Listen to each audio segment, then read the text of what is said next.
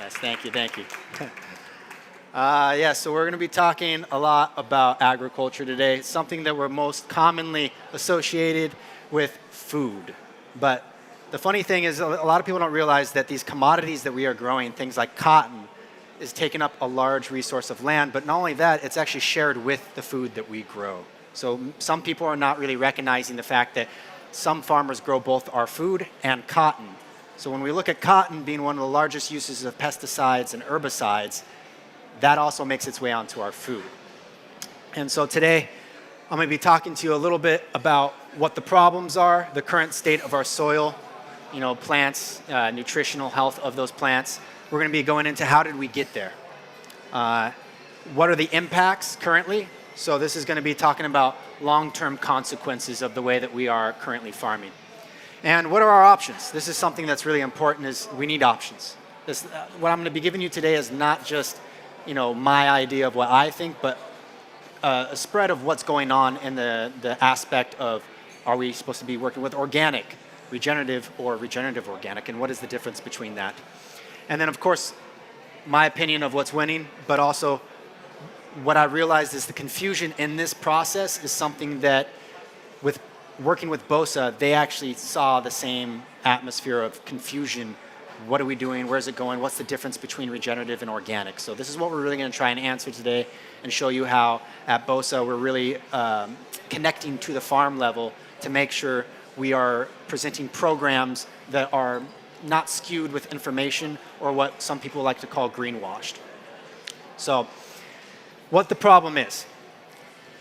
The problem is ultimately this is kind of a philosophical point of view here. It's this instant gratification. People want to drive through and they want to get everything right now.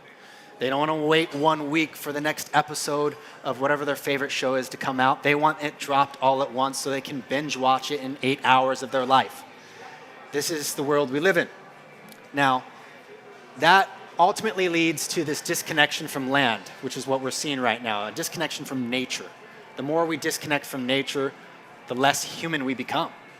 That's what's something that people don't realize, because we came from the soil.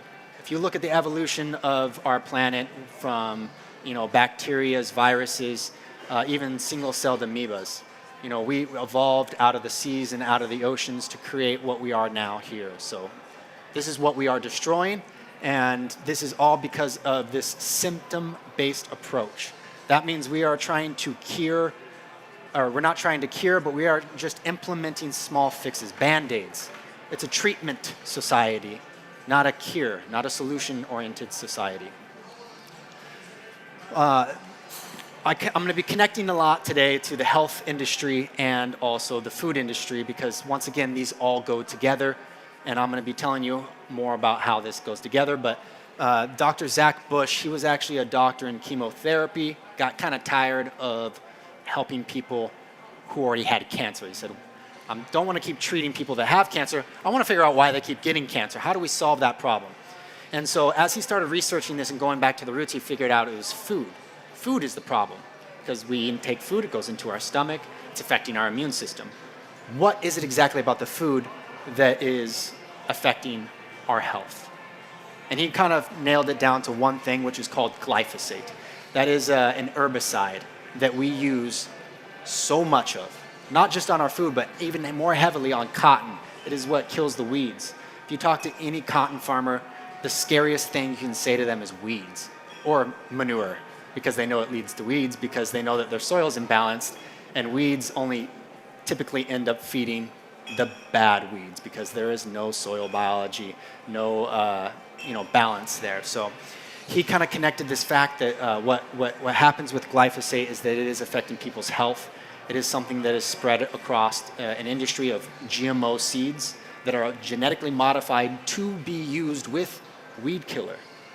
They're not genetically modified to be more efficient or better yields or better for the land. No, they're genetically modified for one company to sell one more chemical, glyphosate. And something that we'll learn about this is ultimately, how did we get to doing that? So in 1974, we have sprayed since 1974, we've sprayed nearly 20 billion pounds of glyphosate. That's a lot. All right, and this is why the soil is sick. just to look at the ways that glyphosate affects anything is it shuts down nutrient uptake. It shuts down protein synthesis. These are very important things for all life. And that's why ultimately our food has less nutrients. And this is the reason why it works on weeds, is because it shuts down the shikimate process of intaking proteins and making it become sick. Well, what survives that process is the most harmful weeds. Those are the weeds that are very difficult, and they keep evolving faster than this, product of glyphosate can keep up with it. So if you actually look at, cotton, it covers 2.4% of the world's farmland, yet it uses 4.7. So it's using double the amount that it actually needs. Some people don't realize they're constantly spraying this weed killer on the weeds throughout the season. But they're not just spraying it on the weeds. It gets all over the cotton plant too, by the way. And as it gets all over the cotton plant, that cotton trails its way through the process that even ends up ultimately product that we put on our skins. Well, how did we get here? There's this thing called World War II. I don't know if you all remember it. Kind of an interesting place that we are right now too, in consideration of all that, but lots of industrial manufacturing was built up. But the biggest thing was this oil production was just vastly built up. And after World War II, what were we going to do with all of it? The infrastructure wasn't built to just keep that supply chain moving. So they started looking at other ways to use this oil, creating more chemicals. What about all the gases that they had created to kill humans? Well, now they're like, well, let's just use them to kill insects and weeds. And so it never really stopped killing people. It just started killing them a little bit slower. They called it the Green Revolution, as they started mixing these oil-based chemicals into becoming fertilizers, pesticides, herbicides, insecticides, all these things. And it was a vicious cycle that is only gotten bigger and bigger. Some might call it too big to fail or too big to stop. But that's the thing, is that everything is capable of being changed with education. And so that's really why I'm here today, is to share this education, because I don't want to cut corners. This is something that I explained earlier, the philosophy of we want things to work quicker than we used to. So the Green Revolution proves that farmers don't need natural systems, because you can just use these shortcuts. Think of it like a kid. Do you want to eat candy or do you want to eat these vegetables? When you give people an option that is easier or tastes better, or you can see the proof right then and there, they're not going to look at long scale. They're going to make decisions that they can see right in front of them. And so this mindset is ultimately it puts the crops on a treadmill. It's, just think of it like, imagine if instead of drinking water, you're drinking coffee all day. You're going to break down sooner or later. You need water. So fast fixes obviously is what I'm talking about. And the root cause preventative treatment is what I want to adapt people into thinking about. So this comes down to ultimately supporting the environment, which is the soil, is the most important thing. So let's talk a little bit about the impacts. 0.01% is how much Roundup, which is the glyphosate that we're talking about. This is how much it actually hits a weed. That is a very low efficiency. 75% of it ends up in our air and our water. Yes, that is very true. A lot of farms are right next to water, rivers and different types of water sources. Also, you have to think about underground aquifers. And so that's where it ends up in our water and in our air. When it rains, it ends up everywhere. The crops that are considered organic, yes, it's ending up on there too. 99.9% is what they say is what enters those water streams. That is a lot. You also have 38% less nutrition when it comes to any foods. This is what I was talking about earlier, because you're shutting down the protein synthesis, you're shutting down the nutrient uptake for plants when these end up on the actual fruits and the leaves. Nicole Masters, she's an agronomist from New Zealand, one of my favorites. She has an amazing book called For the Love of Soil. She talks about, in the beginning, her health issues with paraquat, which is another herbicide. It's a really beautiful book. She connects it to having this chronic inflammation. So there's a lot of diseases that are coming out of glyphosate, that things like Crohn's disease and a lot of things adapted to immunocompromised, anything that affects your immune system. And so she says the true efficiency of farming lies in working with nature rather than against it. Once again, I talked about this, we're disconnected from nature. How do we connect more with it? You know, think of it in any relationship with friends, family, spouses. You know, the more you spend time apart, the less you know about each other, the more distant you are. And so this is something that we need to adapt in the social platform, is connecting with nature. The real kicker about glyphosate is they actually patented it as an antibiotic for plants. Yeah, of course it's an antibiotic, because it kills everything.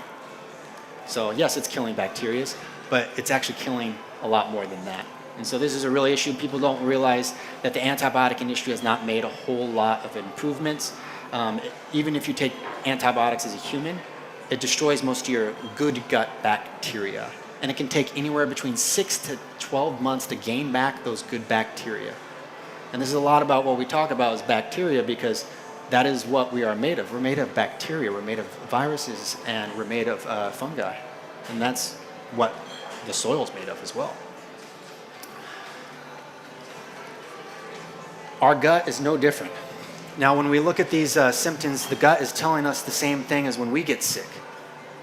When the earth is sick, same thing happens. We see extreme droughts, we see floods, because what's happening is the compact soil is anaerobic. Water can't make its way through it. We need crop cover, we need root systems. A lot of people don't realize this is why hemp is so popular, because hemp creates these really deep tap roots that actually push through anaerobic soil to create highways for nutrients and water to move its way through soil. That's why almost all the science that shows that hemp, when you grow it before, say for instance, cotton or any other crop, the next season, the intake of efficiency and yields are way better because of this same system. And these are the same rules that are adapted to regenerative. We need to have this wake-up call. We need to get back on track. There's so much science, there's so much proof out there, the math is there. These are not greenwashing, statements that people are using 10% organic cotton so that then they can say that they got an organic cotton certificate. There is no shortcut here. And the proof is in the earth itself, that anything we do now will improve everyone's life. So let's go over these options. I've talked a lot about nutrition and farming in general, so we're going to focus a little bit more on actual cotton itself when it comes to regenerative. Conventional agriculture when it comes to cotton, this is what we're talking a lot about, the glyphosate usages. We have organic agriculture, which you would think that what I'm talking about is organic, which I also thought that. I thought, isn't organic farming taking care of the soil? No. Traditional farmers that are growing conventional cotton say, I want to be organic. So who do they call? They call their chemical supplier. Say, what kind of chemicals do you have that are organic certified? Not what kind of natural processes. How do I get compost to be biologically rich? How do I amend my soil to put more organic matter in there so I can put more carbon in the soil? Because that's what plants need. They need the carbon. Regenerative agriculture is a solution because it talks more about regenerating the soil. Exactly what I said I thought that organic was doing. But the funny thing about regenerative agriculture right now is that just because it's regenerative doesn't mean that it's necessarily not going to use chemicals. And this is what I noticed was the issue, which is why I wanted to create this talk, was to tell people a little bit about connecting to nature, connecting to your supply chain, your farmers. You can go to different mills and factories, they're going to tell you, oh, I'm sorry, we can only go to who our ginners are. We only know what our ginner buys for cotton. But I can tell you that that's just laziness, because you can work with mills. And when I first started working with Bossa, I said, I want to go see where our cotton is made. I was actually, in my early days of sustainability, I saw the gentleman who runs the company Veja, the shoe brand. And he was talking about how he sources organic cotton for his shoes. He said, if you really want to know how your products are made, go there. Visit your supply chain. And so I said, let's go see the farmers. And that's what I did. And so I started learning about asking them questions. How do you do this? How do you do that? How do you adapt with water changing right now with droughts? And I learned. I asked questions and I learned. And this is what's most important, is once again not just connecting to nature, but that's that social connection. Nature's part of that, and so is connecting with your supply chain, making sure you don't get too far away from understanding where you are in that supply chain. That's what led me to regenerative organic agriculture. So here you can kind of see these are just main points, by the way, because I'm going to go into the next slide that's a little bit more technical. But GOTS, it excludes GMOs, antibiotics, hormones, and synthetic chemicals, which is great. But it does lack on crop rotation, livestock integration, which is really important because we need to figure out how to grow food in the meat production world more efficiently by reducing carbon emissions. And the integration with crops like commodity crops is actually really impactful. It doesn't really require soil analysis. So once again, we're taking out the mathematical, scientific part of it that's really important. We want to be able to look at where we're at with soil. Where are we at with nutrient uptake? I always like to use the example. Imagine going to the doctor, right? And saying, oh, I'm not feeling well. And the doctor looks at you and says, well, your color of your skin looks fine. So I think you're okay, right? Why don't you just take some of these vitamins? You're like, no, I don't feel well. Don't you want to do like a blood test just to make sure, or some x-rays or something? And this is what we're doing with plants. We're just like, here you go, here's some nitrogen, right? You look a little yellow. This will make you green. And that doesn't really help. What we need to do is actually use science, which is things like sap analysis or soil analysis that tell you where you're at. And that's where regenerative kind of steps in. They start adding these things. With Regen Agri, they do encourage that. They're encouraging crop rotations. They're encouraging, rotating crops. They have certifications that can be achieved, though, without certain points. It's a point system. So let's just say, just like taking a test, if there's 10 groups of 10 questions, each question is 1 point, and you only need, 80, questions right to pass. You can completely fail in some sections and still make it through it. And that's what I've noticed with Regen Agri is that as long as you're doing a soil analysis and that you're not showing that you're degrading your soil, you could get by. But there's really no benefit on pushing people to have accurate nutrient densities, to reduce glyphosate usages. You can reach Regen Agri standards by just chopping stuff up and putting it into their soil. And there you go, you have organic matter. And that's enough for them, because that's really all they're looking at is organic matter, which is organic products in soil. Regenerative Organic Certified, ROC, which is a newer certification that's still coming out. This is going to be something that is more specific when it comes to prohibiting GMOs, antibiotics, hormones, synthetic chemicals, and also social impacts of who's working on the land and how are their lives in comparison to, let's say in regions where they have a lot of manual labor. A lot more impact when it comes to being hands-on with analyses of soils, but it is a difficult certification to get. You actually have to be organic certified, and then it's ultimately a step up to get ROC certified. Regen Agri, you can be a conventional farmer, and in a couple months, you're regenerative cotton. So this is why a lot of people all of a sudden you're just like, whoa, how did regenerative cotton just come out of nowhere? Well, because all you need is some money, and that's what's really easy. If you can do some money and do one little soil analysis to show them that you have 2% or 1% organic matter in the soil, then great, good job. So this is a more technical matrix of the programs that exist. Also very complicated. It's like 20 different organizations that are working on certifications in different countries, all for regenerative. This is what I found was very complicated. And then there's also project developers too to help you do sort of what I'm doing here, but once again, you're adding one more middleman into this. This is where we worked with Bossa. We kind of created a project where we said, which option do we think wins? And we ended up with seeing that, Reginaldo Hasla, he's actually a regenerative chicken farmer in the northern states in the US. And I love what he said because he talks a lot about the indigenous supports, because a lot of this knowledge of regenerative comes from the indigenous farming methods applied with things like, scientific and mathematical analyses and tests. So Here he's talking about how the interconnectedness and interdependence of everything in nature, it's the same way that we're working with nature's design to transform this process. Working with nature, not against it. We talked about this root cause and coming up with a holistic approach and building this foundational support here, which means that the soil has to be alive. It's a living soil, not a dead soil where we're completely compact, only anaerobic bad bacteria. You know, this is ultimately a sick, upset stomach that we're talking about here. So in this process, we're trying to create unification, we're trying to create synergy, we're trying to create flexibility and stewardship. This isn't just about that we only care about the soil. This is the interconnectedness of all of us. You know, the farmers, the brands, the consumers, all of our health and the health of the soil and the plants. And even the bees and the other animals that also live off of this success. And so in Pennsylvania, there's actually an Amish farmer. Believe it or not, when I talk about highly technical farming and I say Amish, it doesn't seem like something that would go together, kind of like an oxymoron. But John Kemp, he's a farmer that created a program called Advancing Eco-Agriculture.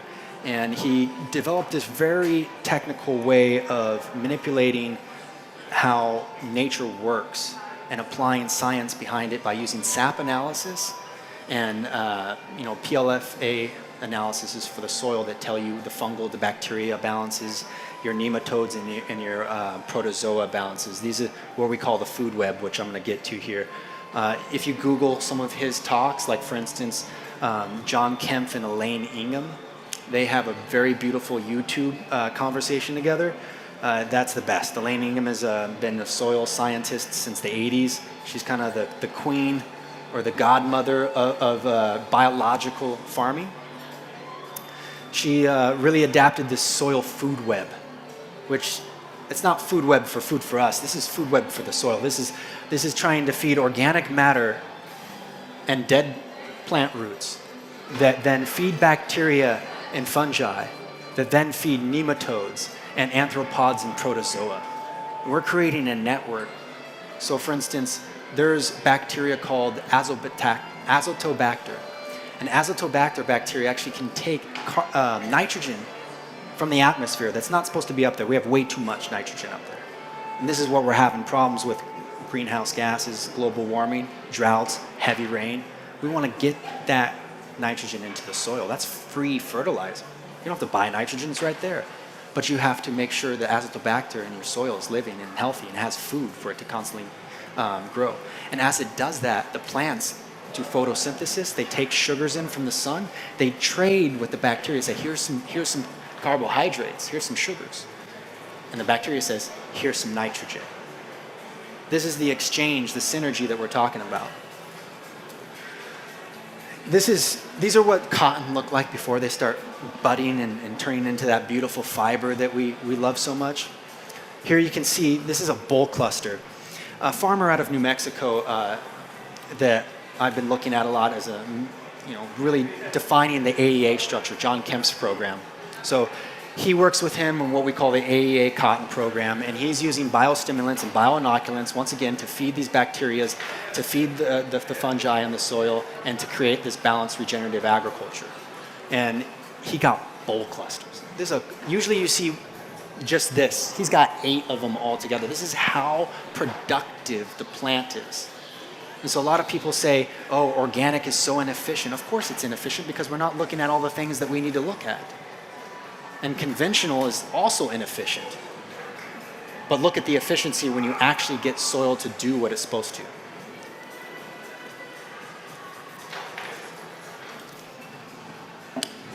So here we have the plant health pyramid that was from the AEA system. So this is John Kemp's. Healthy plants can become completely resistant to diseases and insects, is what he says. I don't know if you all knew, but insects actually can't digest fully formed proteins. They can digest partially formed proteins. Spray a bunch of glyphosate over it, you got partially formed proteins. These insects love that. They're attracted. There's like an attraction to it. They're attracted to these negative, energy, this sick plant, and then they eat it. But when you have a healthy when you have a healthy plant that's going through complete photosynthesis, complete protein synthesis, increased lipid synthesis, you get up to those secondary metabolite structures with micro and macronutrients, you have high yield, low input crops, including cotton. We talked about this earlier, so this is a little bit more for you to understand. SAP analysis, PLFA, which stands for phosphofatty acid soil analysis.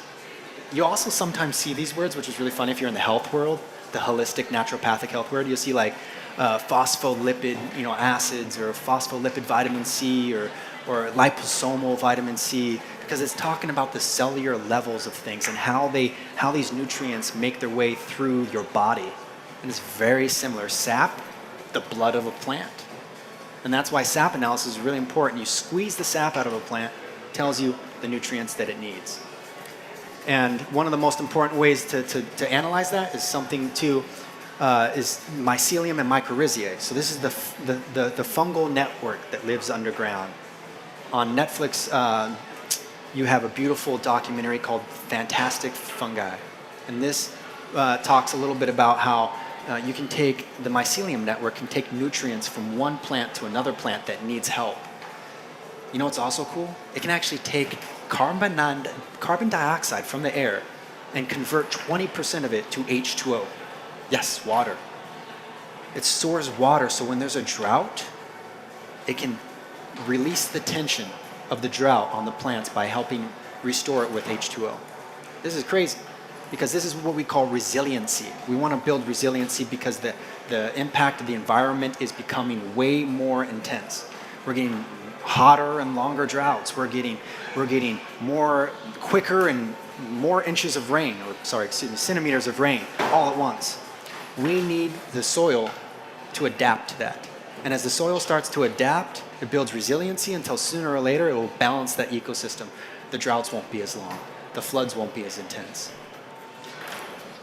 Unless we start putting asphalt and buildings all over it. And then there's nothing we can do there. So, because also I know that that's a lot of flooding in cities. Sorry, the soil's not going to help that. That's drainage systems. But, you can balance the environment around the city by having these balanced ecosystems.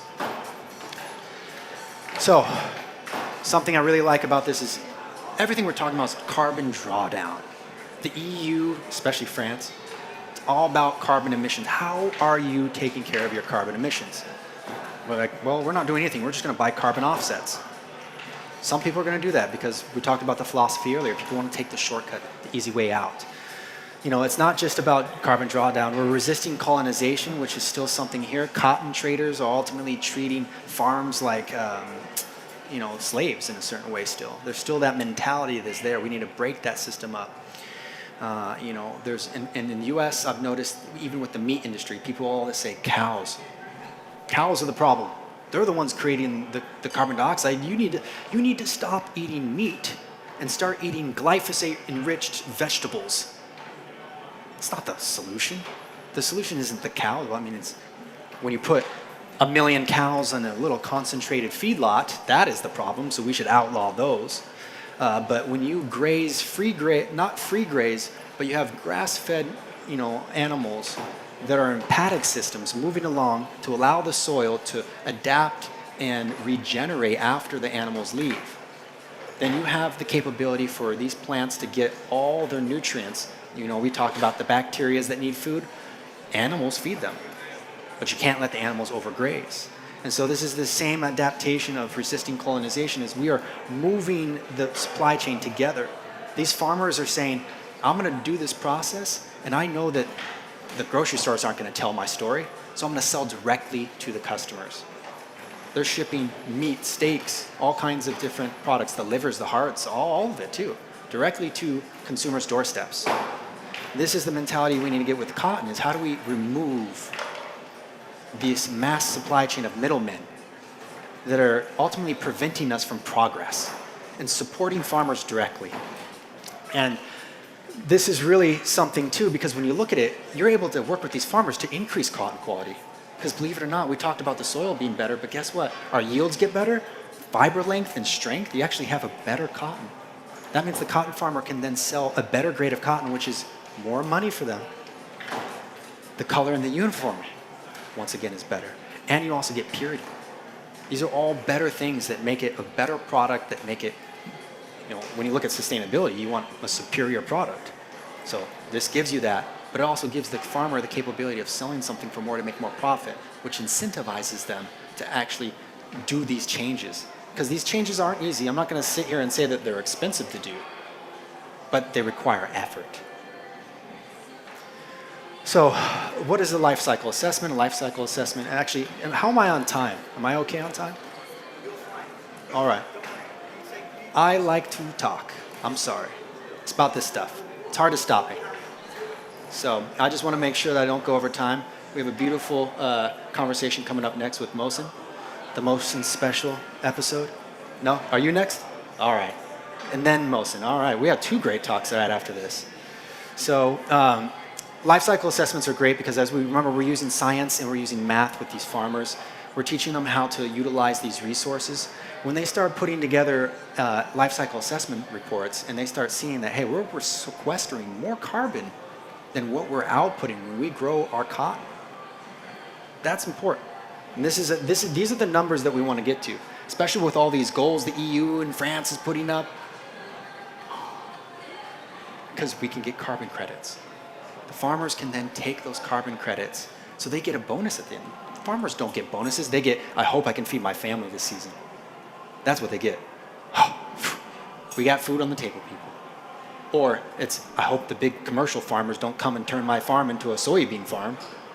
These are the things that we don't realize because we're so disconnected from it all.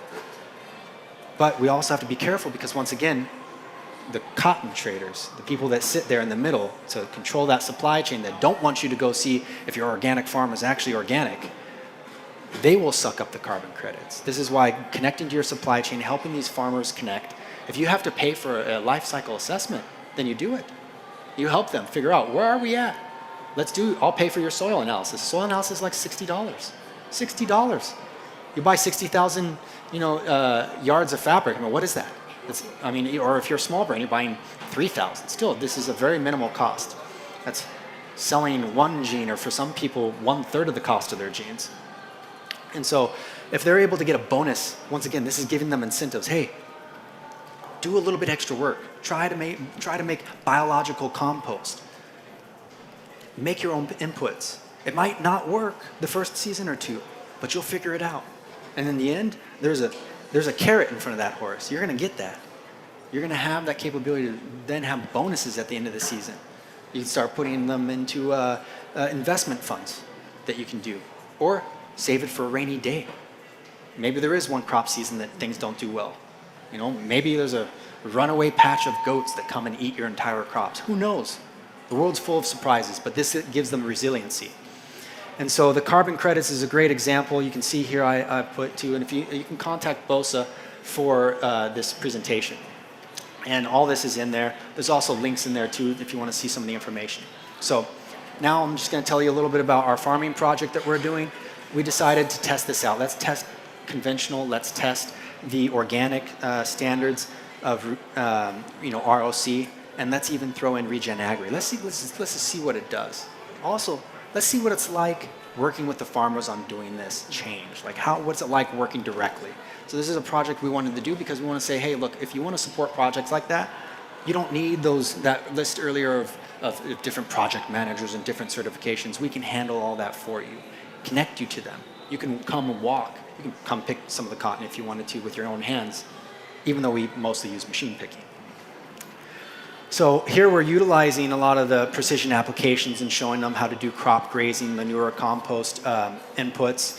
And we started with an 11-hectare plantation in the region of Adana that we actually did our previous project, which was the brown cotton that I'm going to talk about here in a few slides.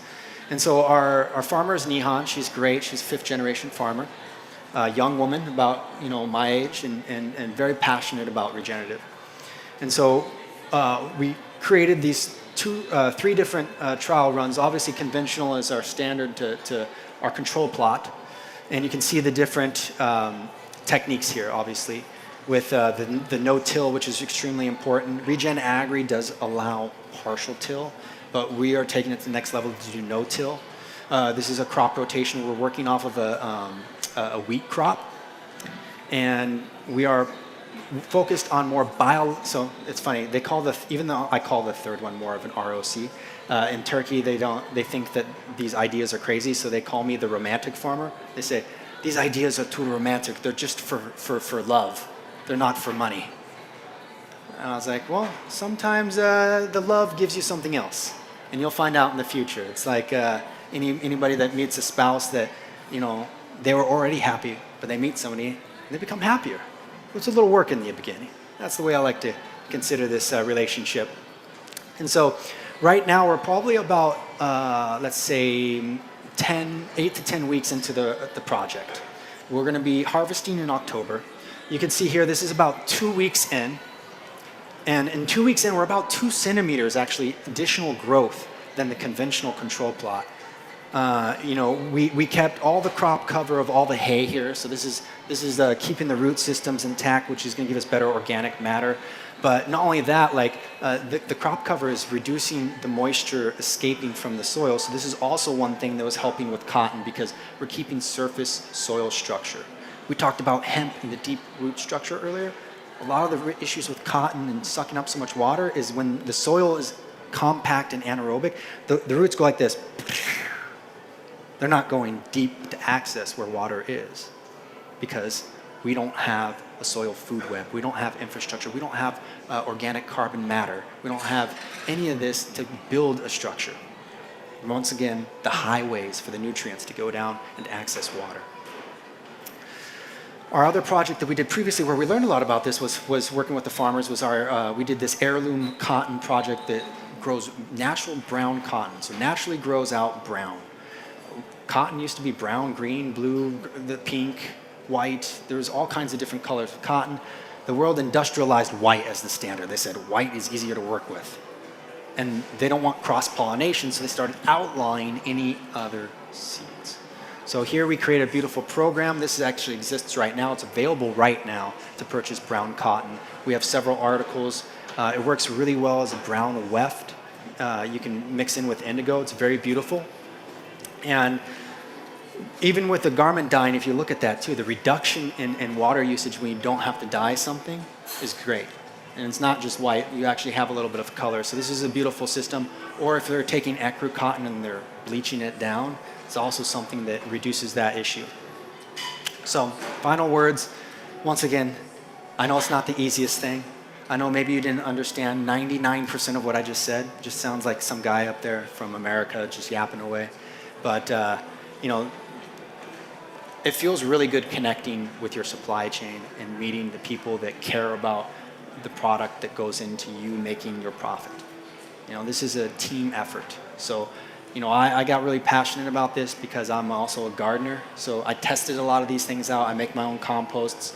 I then take the compost, I make extracts and teas out of them, and then I enhance them with things like molasses and, fish, hydrolyzed fish proteins and different sea minerals, kelp. And I realized how beneficial that was when I made the change from organic fertilizers to these biological components. And I said, all right, if it's working like this for me, I know it's a lab more so because it's a garden, but it's amazing to be able to see that and then work with people to help them try to achieve that same experience, that same amount of enthusiasm as well. So. And this concludes my presentation. If anybody has any questions, you can I'll hang around here for a little bit afterwards. Feel free to ask me. And please stay around to watch the next 2 great presentations we have. Thank you.